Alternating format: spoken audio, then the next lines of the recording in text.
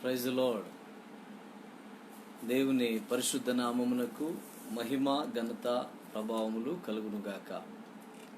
ప్రభునందు ప్రియులైన ప్రియ గ్రామస్తుల, ప్రియ సహోదరులకు, ప్రియ దేవుని బిడ్డలకు, అలాగే ఈ ఫేస్బుక్ ద్వారా లైవ్ సందేశాన్ని వీక్షిస్తున్న ఫేస్బుక్ మిత్రులకు, ప్రియ సంఘ బిడ్డలకు అందరికీ కూడా మన ప్రభువును రక్షకుడైన యేసుక్రీస్తు వారి అతి శ్రేష్టమైన ఘనమైన నామములో మీకందరికీ ఈ సాయంకాలపు శుభాలు వందనాలు తెలియజేస్తూ ఉన్నాం. ప్రియులారా, దేవుని మహాకృపను బట్టి మరొక దినాన మరొక పర్యాయం ఈ రీతిగా ఈ లైవ్ సందేశం ద్వారా మిమ్మల్ని కలుసుకోవడానికి దేవుడిచ్చిన ఈ శ్రేష్టమైన కృప కొరకు దేవునికి వందనాలు, కృతజ్ఞతలు తెలియజేస్తూ ఉన్నాను. దేవుడు నమ్మదగిన వాడు. దేవునికి మహిమ కలుగునుగాక. మంచిది ప్రియులారా, ఈ రాత్రికాల సమయంలో కొద్ది నిమిషాలు దేవుని యొక్క వాక్యాన్ని మనం ధ్యానం చేద్దాం. నేటి ధ్యానాంశము యేసుక్రీస్తు యొక్క మాట చాలా ప్రభావం గలది. యేసుక్రీస్తు యొక్క మాట ఎంతో శక్తి గలది. యేసుక్రీస్తు మాట శక్తి గలది, ప్రభావం గలది అని మనం ఎలా చెప్పగలం? నిజంగా ఆయన మాటలో అంత శక్తి, అంత ప్రభావం ఉందా అని మనం ఆలోచిస్తే దానికి లేఖనాలే మనకు ఆధారమై ఉన్నాయి. కనుక ప్రియులారా, దయచేసి లేఖనాలను పరిశీలిద్దాం. లైవ్ ద్వారా సందేశాన్ని ఒకవేళ ఎవరైనా వింటూ ఉన్నట్లయితే దయచేసి బోధించబడుతున్న వాక్యాన్ని గ్రహించడానికి, అర్థం చేసుకోవడానికి ప్రయత్నం చేయండి. కేవలం దేవుని సేవకుడిగా నేను వాక్యాన్ని బోధిస్తున్న ఉద్దేశం ఏంటంటే యేసుక్రీస్తు యొక్క మనసును, ఆయన గొప్పతనాన్ని గ్రహిస్తూ ఆత్మీయ జీవితాలలో మనం బలపరచబడమే ప్రధానమైనటువంటి ఉద్దేశం. ఆత్మీయ సందేశాలు మాత్రమే. దేవునికి స్తోత్రం. కాబట్టి దేవుని వాక్యాన్ని పరిశీలిస్తూ ఆత్మ సంబంధంగా మనము ఆయన వాక్యపు వెలుగులో బలపరుచుకోవడానికి ప్రయత్నం చేద్దాం. ప్రభు ఎప్పుడు కూడా తన పిల్లలను బలపరచడానికి సిద్ధంగా ఉన్నాడు. దేవునికి మహిమ కలుగును గాక. మంచిది ప్రియులారా, దేవుని యొక్క వాక్యాన్ని మనం చదువుకుందాం. కీర్తన భాగములో నుంచి ఆ కీర్తన భాగము 33వ అధ్యాయము, కీర్తన భాగము 33వ అధ్యాయము 9వ వచన భాగము రీతిగా వ్రాయబడినది. మనం చదువుకుందాం. 9వ వచన భాగములో ఏ వ్రాయబడింది? కీర్తన భాగము 33వ అధ్యాయము 9వ వచన భాగం ఇలా వ్రాయబడింది. చదువుతున్నాను, జాగ్రత్తగా గ్రహించడానికి ప్రయత్నం చేద్దాం. ఆయన మాట సెలవీయగా దాని ప్రకారమాయను, ఆయన ఆజ్ఞాపింపగానే కార్యము స్థిరపరచబడెను. దేవునికి స్తోత్రం. హల్లెలూయా. ప్రియమైన దేవుని బిడ్డలారా, చాలా శ్రేష్టమైనటువంటి మాట. ఏమనగా ఆయన మాట సెలవీయగా దాని ప్రకారమాయను, ఆయన ఆజ్ఞాపింపగానే కార్యము స్థిరపరచబడెను. మనం గమనించినట్లయితే ప్రియా దేవుని బిడ్డలారా, ఆయన మాట సెలవీయగా దాని ప్రకారం ఆయన ఆజ్ఞాపించినప్పుడు కార్యము స్థిరపరచబడెను. యేసుక్రీస్తు ఆజ్ఞాపించగానే అది ఏ కార్యమైనా కూడా అది స్థిరపరచబడుతుంది, అంటే అది నెరవేర్చబడుతుంది. దేవునికి మహిమ కలుగును గాక. ఆమేన్.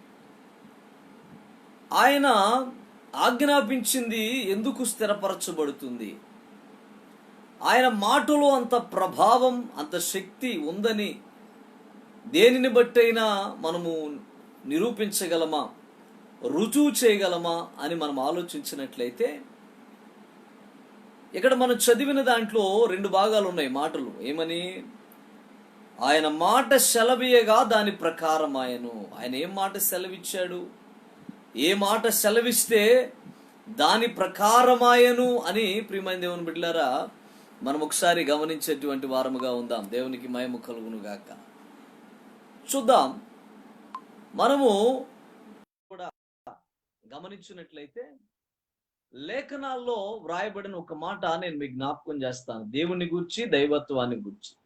మనం ఆది కాండములోకి వెళ్ళినట్లయితే ఆది కాండం 1వ అధ్యాయము 1-3 వచనాల్లో దైవత్వాన్ని, దేవుని యొక్క ఉనికి, దేవుని యొక్క గొప్పతనాన్ని నేను మీకు జ్ఞాపకం చేయాలనుకుంటున్నాను. ఈ యొక్క మూలవాక్యాన్ని బేస్ చేసుకుని ఆయన మాట సెలవీయగా దాని ప్రకారమాయను అనేటువంటి మాట కొరకై ఆది కాండం 1వ అధ్యాయములో ఉన్న మాట నేను మీకు జ్ఞాపకం చేయాలనుకుంటున్నాను. ఆది కాండము 1వ అధ్యాయము 1-3 వచనాలు మనం గమనించినట్లయితే అక్కడ ఒక సత్యం మనకు బయలుపరచబడుతుంది. అదేమనగా ప్రియమైన దేవుని బిడ్డలారా, చూడండి, ఆది యందు దేవుడు భూమి ఆకాశములను సృజించెను. భూమి నిరాకారముగాను శూన్యముగాను ఉండెను. చీకటి అగాధ జలముపై కమ్మి ఉండెను. దేవుని ఆత్మ జలములపై అల్లాడుచుండెను.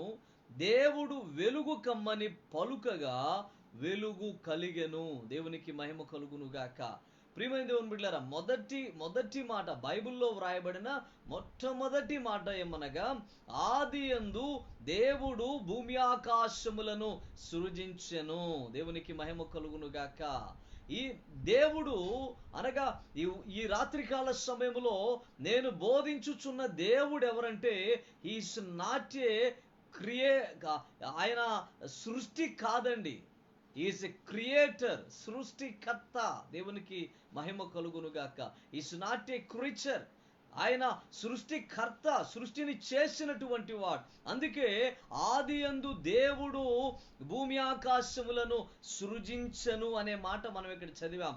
ఆయన భూమి ఆకాశములను సృజించిన విధానమును మనం గమనించినట్లయితే, దేవుడు వెలుగు కమ్మని పలుకగా వెలుగు కలిగెను. దేవునికి స్తోత్రం. అంటే ఆయన పలికిన ప్రతిదీ కూడా ఈ భూమి మీద సృష్టిగా మార్చబడింది. దేవునికి స్తోత్రం, హల్లెలూయా.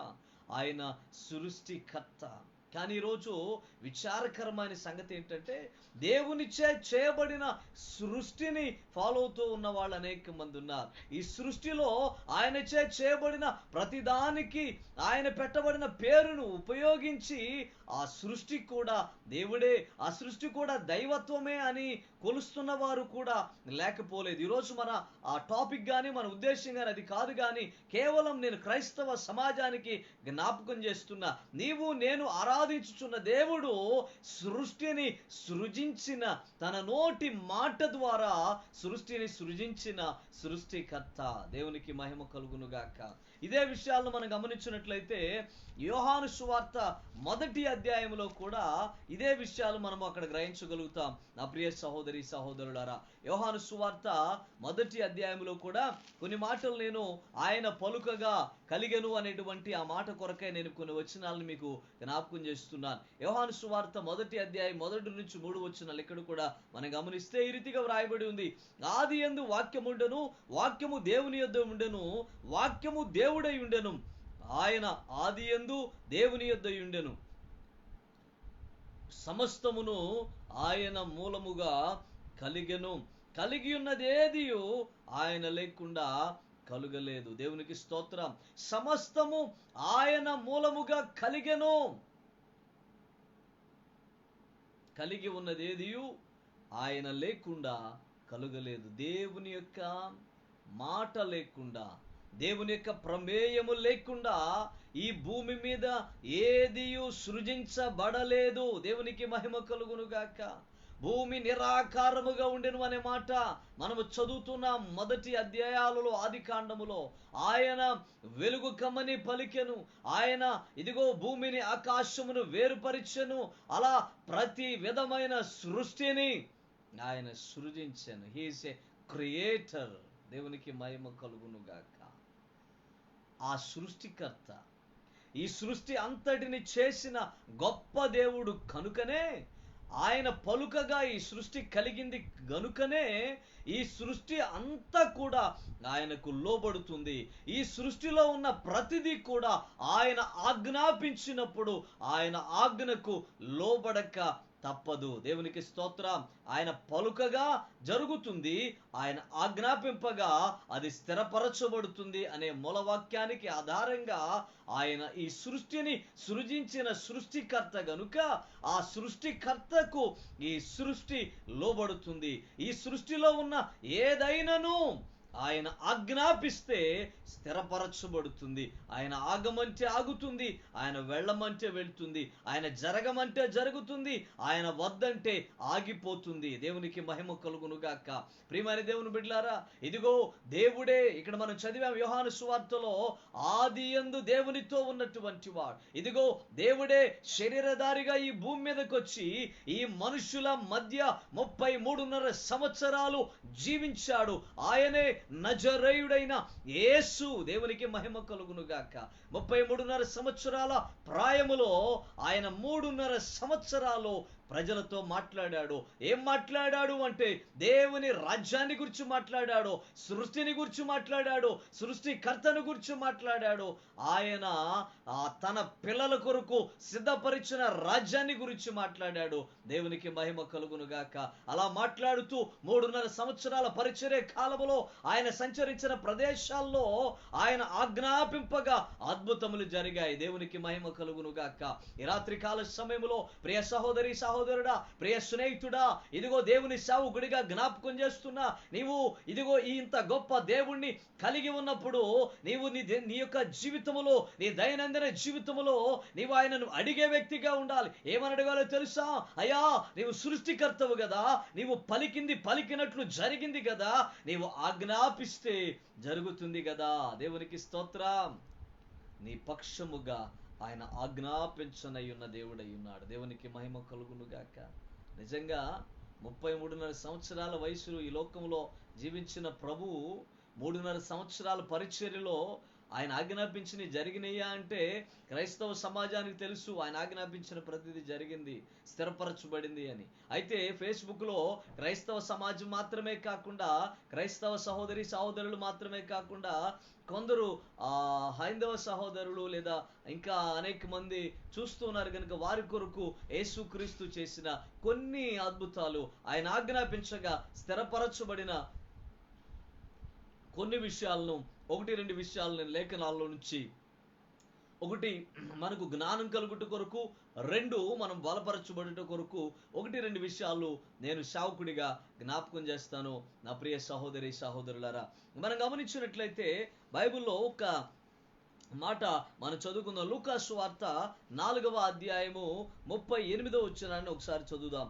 లూకాసు వార్త 4వ అధ్యాయం 38వ వచనం. మాక్సిమం ప్రతి క్రైస్తవ సహోదరుడు సహోదరికి ఈ సంఘటన బైబిల్లోది ఎరిగి ఉంటారు. ప్రియమైన దేవుని బిడ్డలారా, మనం గమనించినట్లయితే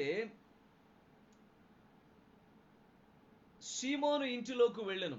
యేసయ్య సీమోను ఇంటిలోకి వెళ్ళాడు. యేసయ్య సీమోను ఇంటిలోకి వెళ్ళినప్పుడు సీమోను అత్త తీవ్రమైన జ్వరముతో పడి ఉండెను. ఏం జరిగిందండి? ఆమె తీవ్రమైన జ్వరముతో పడి ఉండెను గనుక ఆమె విషయమై ఆయన యొద్ద మనవి చేసుకొనిరి. దేవునికి మహిమ కలుగునుగాక. యేసయ్య సీమోను ఇంటికి వెళ్ళాడు. అక్కడ పరిస్థితి ఏంటంటే, సీమోను యొక్క అత్త జ్వరముతో ఉంది. ఆమె జ్వరముతో పడి ఉండెను అనే మాట రాసి ఉంది. అయితే పడి ఉన్నప్పుడు ఆ విషయాన్ని ప్రభు దగ్గర తీసుకువెళ్ళారు. ఆ విషయాన్ని ప్రభు దగ్గర తీసుకువెళ్ళినప్పుడు అక్కడ జరిగినటువంటి సంఘటన చదివి నేను మీకు వినిపించాలనుకుంటున్నాను. ప్రియమైన దేవుని బిడ్డలారా, చూడండి 39వ వచనంలో మనం గమనిస్తే, ఆయన ఆమె చెంత నిలువబడి జ్వరమును గద్దింపగానే అది ఆమెను విడిచెను. వెంటనే ఆమె లేచి వారికి ఉపచారము చేయసాగెను. దేవునికి స్తోత్రం. ఇక్కడ మనము ఇక్కడ మెన్షన్ చేస్తున్నటువంటి మాట ఏమనగా, ఆయన లేచి ఆమె చెంత నిలవబడి జ్వరమును గద్దింపగా అది ఆమెను విడిచెను. దేవునికి మహిమ కలుగునుగాక. జ్వరం ఏమైందండి? ఆయన గద్దించినప్పుడు ఆమెను విడిచెను. అక్కడ జ్వరమును ఆయన గద్దించాడు, అంటే ఆమె దేహాన్ని విడువవలెనని ఆజ్ఞాపించాడు. ఆయన ఆజ్ఞాపించిన మాట స్థిరపరచబడిందా లేదండి? దేవునికి స్తోత్రం. ఆయన ఆజ్ఞాపించిన మాట స్థిరపరచబడింది. లైవ్ చూస్తున్న వాళ్ళు అవును యేసయ్య చెప్పింది జరిగింది అని టైప్ చేయండి. అవును యేసయ్య చెప్పింది జరిగింది ఆమేన్ అని చెప్పండి. దేవునికి మహిమ కలుగును గాక. ప్రియమైన దేవుని బిడ్డలారా, అక్కడ చూస్తే ఆయన జ్వరమును గద్దించినప్పుడు ఆమెనది విడిచింది. రెండోది ఇక్కడ మనం గమనించవలసిన ఆత్మీయ సత్యం, ఆయన వచ్చేసరికి ఆమె మంచంలో పడి ఉంది. అయితే ఆయన ఆజ్ఞాపించిన ఆజ్ఞ ద్వారా జ్వరం ఆమె దేహాన్ని విడిచిన వెంటనే ఆమె లేచింది. దేవునికి స్తోత్రం.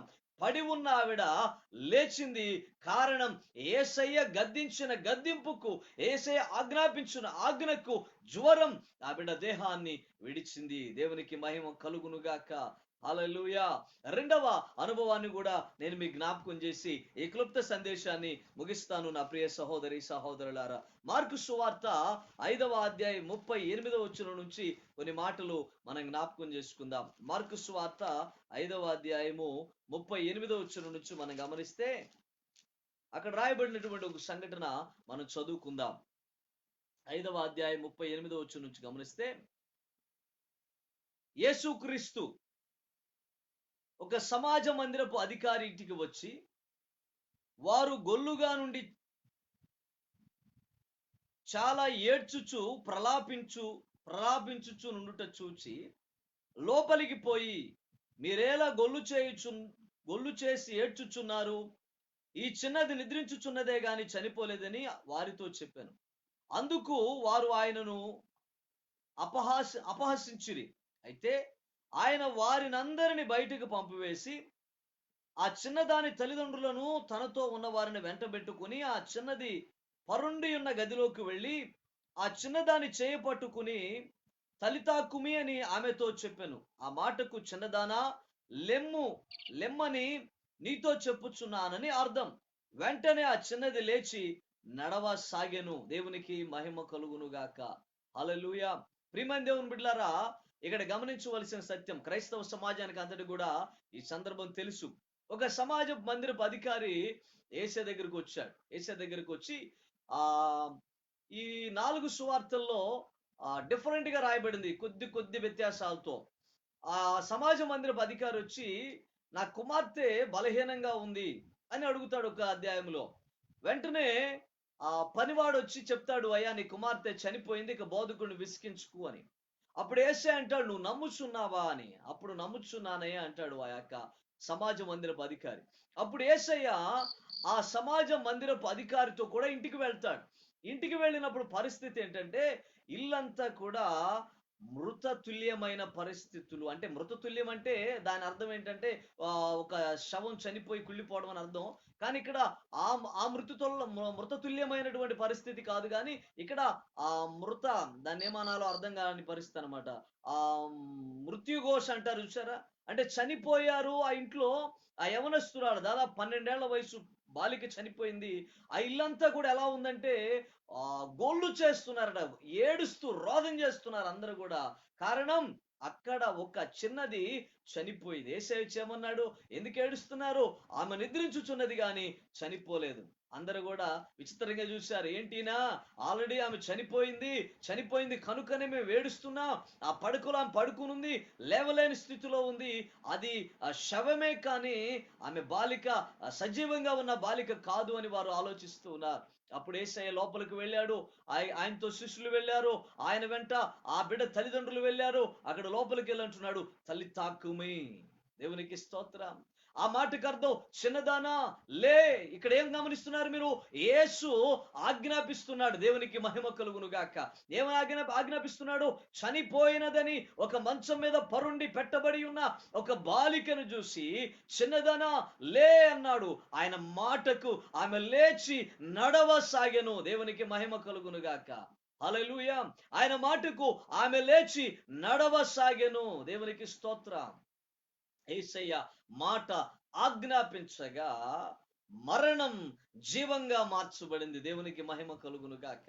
యేసయ్య ఆజ్ఞాపించగా ఆ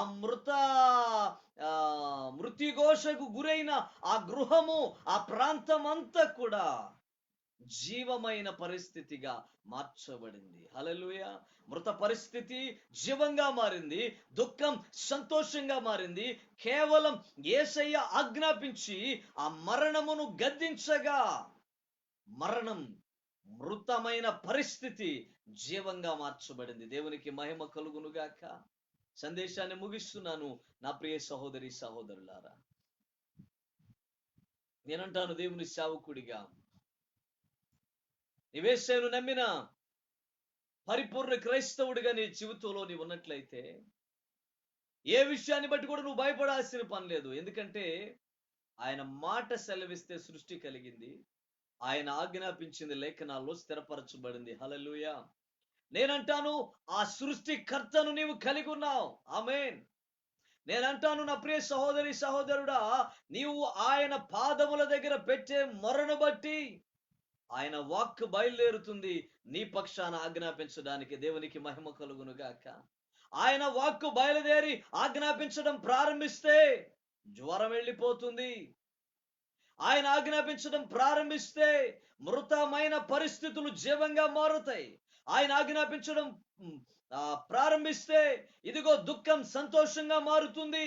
ఆయన ఆజ్ఞాపించడం ప్రారంభిస్తే భయంకరమైన తుఫానులు ఆగిపోతాయి. ఆయన ఆజ్ఞాపించడం ప్రారంభిస్తే జరగనదంటూ ఏది లేదు. దేవునికి మహిమ కలుగును గాక. Is a great God. Is a great God. Is a great God. అంత గొప్ప దేవుని నువ్వు కలిగి ఉన్నావు కనుక నేటి ధ్యానాంశం, యేసు మాట శక్తి గలది. ఆయన నీ పక్షంగా ఆజ్ఞాపించగలడు దేనితోనైనను. అది యుద్ధమైనా, అది బలహీనతైనా, అది మృతమైన పరిస్థితులైనా, అది ఏదైనా ఎలాంటిదైనా ఆయన నీ పక్షంగా ఆజ్ఞాపించడానికి సిద్ధంగా ఉన్నాడు నా ప్రియ సహోదరి సహోదరుడా. కనుక భయపడక, అయ్యా ఇదిగో శ్రమలో ఉన్నా, ఇదిగో కష్టంలో ఉన్నా, ఇదిగో ఎలాంటి ఇబ్బందికరమైన పరిస్థితుల్లో ఉన్నా, అయితే నేను నమ్ముకున్న నీవు మాట సెలవిచ్చి సృష్టిని కలుగజేసిన వాడవు. నీవు ఆజ్ఞాపించగా అద్భుతాలు జరిగించిన దేవుడవు. అయ్యా అల్పుడునైన నా పక్షంగా ఆజ్ఞాపించవా? ఈ బలహీనతలు దూరపరచవా? ఈ సమస్యలు దూరపరచవా? ఈ యుద్ధాలు పోరాటాలు దూరపరచవా? ఇదిగో ఈ నిందలు అవమానాలు దూరపరచవా అని నీవు అడగగలిగే వ్యక్తిగా ఉన్నట్లయితే ఆయన ఆ వాక్ నీ పక్షంగా బయలుదేరడానికి సిద్ధంగా ఉంది. Are you ready to receive this? ఆ దేవుని మాట ఇదిగో పొందుకుని ఆ శక్తి చేత బలపరచబడటానికి నువ్వు సిద్ధంగా ఉన్నావా నా ప్రియ సహోదరి సహోదరుడా? ఆయన మాటలో శక్తి ఉంది. ఆయన ఆజ్ఞాపించే ప్రతిదీ నీ జీవితంలో నెరవేర్చబడుతుంది. నీ పక్షంగా నీ మేలు కొరకై ఆయన సమస్తం ఆజ్ఞాపించడానికి సిద్ధంగా ఉన్నాడు. ఆ మాట కొరకు ఆయన పాదాల దగ్గర కనిపెడుతూ ఆయన చేసే ప్రతి మేలుని, ఆయన చేసే ప్రతి ఉపకారాన్ని అనుభవిస్తూ ఆశీర్వాదకరమైన మార్గంలో ముందుకు సాగిపోదాం. అతి గొప్ప కృప దేవుడు తన పిల్లలమైన మనందరికీ నిశ్చయంగా అనుగ్రహించునుగాక. ఆమేన్. నేడు చదివిన మూలవాక్యం, ఆయన మాట సెలవిస్తే కలిగింది సమస్తం. ఆయన ఆజ్ఞాపిస్తే స్థిరపరచబడింది. ఆయన మాట సెలవిస్తే సృష్టి కలిగింది. ఆయన ఆజ్ఞాపిస్తే సమస్తం జరిగింది. సో ఆ గొప్ప దేవుడు మనం కలిగి ఉన్నాం. ఆ గొప్ప దేవా నాతో కూడా ఉండయ్యా, నాతో కూడా రండయ్యా అంటూ మన జీవితాల్లో ఏది ఆయన ఆజ్ఞాపించాలి అని కోరుకుంటున్నావో ఆ సమాజ మందిరపు అధికారి ఆయన ఇంటికి పిలిచినట్టుగా నా ప్రియ సహోదరి సహోదరుడా, సీమోను తన ఇంటికి ప్రభుని తీసుకుని వెళ్ళినట్లుగా ఈరోజు నీ ఇంటికి ప్రభుని ఆహ్వానించు. ఇంతవరకు ప్రభు గొప్పతనం, ప్రభు ఏది సెలవిస్తే ఏం జరిగిందో తెలియని స్థితిలో నీవు ఉన్నట్లయితే, ప్రభు ఏది ఆజ్ఞాపిస్తే అది స్థిరపరచబడదో తెలియని స్థితిలో నీవు ఉన్నట్లయితే, ఒకవేళ ఇప్పుడు వింటుండగా నీకు విశ్వాసం కలుగుతున్నట్లయితే, సీమోనింటికి వెళ్ళిన యేసయ్యా, సమాజపు మందిరపు అధికారింటికి వెళ్ళిన యేసయ్యా, నా ఇంటికి రండి, నా పక్షంగా మీరు ఆజ్ఞాపించవలసిన అనేకం ఉన్నాయ్యా అని త్రూ ఫెయిత్, త్రూ ట్రస్ట్ ఆయన ఎదుకు వస్తావా? ఆయన నీ జీవితంలో సమస్తాన్ని ఆజ్ఞాపించి అద్భుతాలు చేయడానికి సిద్ధంగా ఉన్నాడు. ఆయన గొప్ప దేవుడు. ప్రార్థన చేసుకుందాం. నా ప్రియ సహోదరి సహోదరుడా, ప్రార్థన చేసుకుందాం విశ్వాసం. మహాగణుడా, మహాపరిశుద్ధుడా, సర్వాధికారిని మా గొప్ప యేసయ్య నీకు వందనాలు. ఇదిగో తండ్రి యొక్క రాత్రికాల సమయంలో యేసు మాటలో శక్తి ఉంది అనే సందేశాన్ని ప్రభువా నీ బిడ్డలకు అందించడానికి మాకు సహాయం చేశారు. మూలవాక్యంగా ప్రభువా ఈ మాట సెలవిస్తే అయ్యా అది జరిగింది, అది నెరవేర్చబడింది, నీవు ఆజ్ఞాపిస్తే స్థిరపరచబడింది అనే మాటలు చదువుకున్నాం. అవునయ్యా, నీవు పలుకగా సృష్టి కలిగిందయ్యా. ఇదిగో నీవు సజీవుడిగా ఈ భూమి మీద సంచరించగా ఆజ్ఞాపించిన ప్రతిదీ స్థిరపరచబడిందయ్యా. అంత గొప్ప దేవుడు మా జీవితాల్లో ఉన్నావు. ఈ రాత్రి ఒకవేళ ఎవరైనా విశ్వసిస్తూ నా జీవితంలోకి మీరు రండి ప్రభు అని ఆహ్వానిస్తున్న ఎడల నిశ్చయంగా యేసు నామములు వారిని సొత్తుగా మార్చబడుదురుగాక. ఇప్పటికే నీ పిల్లలై విశ్వాసములో సన్నగిల్లిపోతున్న వారు ఈ మాటల ద్వారా బలపరచబడి నాకెందుకు భయం, నా పక్షాన ఆజ్ఞాపించు యేసు నాకున్నాడనే ధైర్యముతో నీ పాదాల దగ్గర ప్రార్థన చేస్తూ జై జీవితాన్ని అనుభవించడానికి ప్రతి బిడ్డలకు యేసు నామములో సహాయం చేయండి.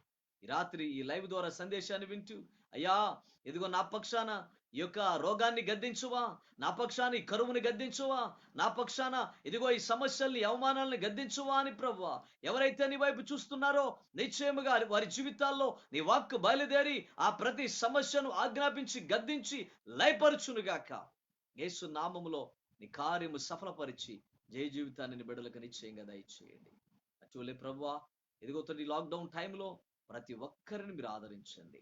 Corona virus లయపరచండి. కరోనా బారిన పడిన వారికి స్వస్థత ఇచ్చి గొప్ప దేవుడవు సృష్టికర్తవైన నిన్ను గుర్తెరగడానికి సహాయం చేయండి. ప్రపంచ దేశాలను పట్టి పీడిస్తున్న కరోనా యేసు నామములో లయపరచబడునుగాక. అయ్యా ఇదిగో తండ్రి సమాజం అంతా యేసు నీవు మాత్రమే సృష్టికర్తవు, నీవు మాత్రమే మోక్ష ప్రదాతవని ఎద్దకు రావడానికి సహాయం చేయి. అయ్యా ఈ లాక్డౌన్ టైంలో అధికారులుగా పనిచేస్తున్న వారిని మీ చేతులకు అప్పగిస్తున్నారు. అధికారుల్లో ప్రభు డాక్టర్లు ఉన్నారు నాయన. అయ్యా ఇదిగో తండ్రి అయా ప్రభు మరి నర్సులు ఉన్నారు ప్రభు, పోలీస్ అధికారులు ఉన్నారు, శానిటేషన్ వర్క్ చేసే వాళ్ళు ఉన్నారు. వారందరూ మీ కృపాస్థలకు అప్పగిస్తున్నారు. వారికి ఏ హాని కలగకుండా రెక్కల చాటున భద్రత వారు కలుగు చేయండి. వారి కుటుంబాలకు నీ కాపుదల దయచేయండి ప్రభు, నీకు స్తోత్రాలు. కరోనా టైంలో పనులు లేక ఎందరైతే నిరాశ్రయులై ఉన్నారో వారందరూ మీరు పోషించండి. వారందరి అక్కర్ల అవసరతలు మీ మహిమలో తీర్చబడునుగాక. గొప్ప యేసయ్య సహాయం చేయండి. అయ్యా నేటికి ప్రభువా ఇదిగో మా యొక్క సంఘమునకు, మా గ్రామానికి, మా ప్రాంతానికి, మా రాష్ట్రానికి మీరిచ్చిన క్షేమస్థితి కొరకే స్తోత్రాలు. నీకే సమస్త మహిమ. అలాగే కరోనా నివారణలో మా ముఖ్యమంత్రి గారు నాయన, మా ప్రధానమంత్రి గారు వారు చేస్తున్న ప్రయత్నాల్లో సఫలతనిచ్చి గొప్ప కార్యాలు చేయండి. సమస్త మహిమ మీరు పొందుకుంటూ మీ సమృద్ధి అయిన ఆశీర్వాదం ప్రతి బిడ్డలు ప్రభు అనుభవించినట్లు సహాయం చేయమని ప్రత్యేక ఈ సందేశం ద్వారా యేసు నామములో యేసు మాటలో శక్తి ఉంది. ఆయన నా జీవితం నుండి సమస్త వ్యతిరేకతలను ఆజ్ఞాపించి ఆ ప్రతి వ్యతిరేకత దూరమవుగా నేను ఆశీర్వాదాన్ని అనుభవించుదురుగాక అనే విశ్వాసంతో నమ్మకంతో ప్రభువా నీ బిడ్డలందరూ ముందుకు వెళ్ళడానికి సహాయం చేయమని దాని దీవెనల చేత నింపమని యేసు పరిశుద్ధ నామములో స్తుతించి ప్రార్థించి అడిగి వేడుకొనుచు నాము మా ప్రియ పరలోకపు తండ్రి. Amen amen. God bless you. దేవుడు మిమ్మల్ని అందరం దీవించునుగా. అందరికి వందనాలు. ఎవరైనా వ్యక్తిగతంగా మాట్లాడాలనుకుంటే దయచేసి ఫోన్ చేయండి. తప్పకుండా మాట్లాడుకుందాం, ఒకరికొకరు ప్రార్థన చేసుకుందాం. నాతో మాట్లాడాలనుకున్న వారు నా ఫోన్ నెంబర్ 9290169162 ఆ నెంబర్ కాల్ చేయండి. తప్పకుండా మనం అందరం కలిసి ప్రభుని స్తుతిద్దాం, ప్రభు మహిమార్థమై జీవించడానికి ప్రయత్నం చేద్దాం. అందరికీ వందనాలు.